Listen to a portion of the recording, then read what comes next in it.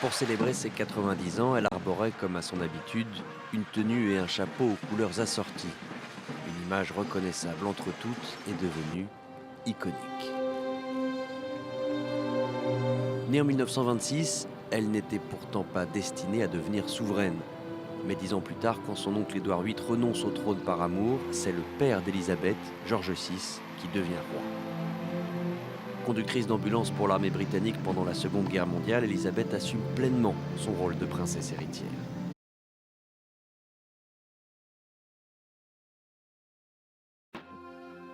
Et sa vie fut longue, le plus long règne de l'histoire de la monarchie britannique.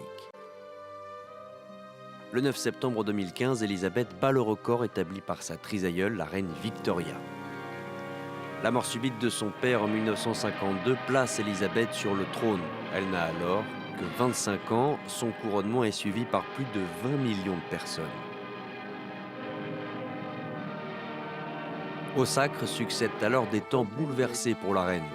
L'Empire britannique se meurt, les unes après les autres, les anciennes colonies prennent leur indépendance. C'est le temps du Commonwealth.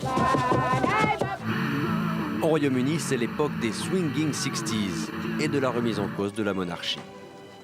Les enfants d'Élisabeth, après des histoires de contes de fées, divorcent les uns après les autres, et voilà le clan royal qui vacille.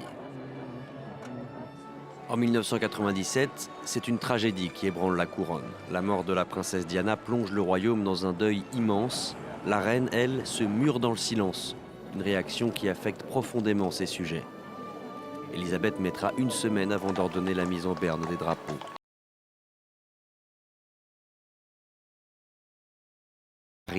Et les naissances des arrière-petits-enfants redonnent des couleurs à une monarchie vieillissante.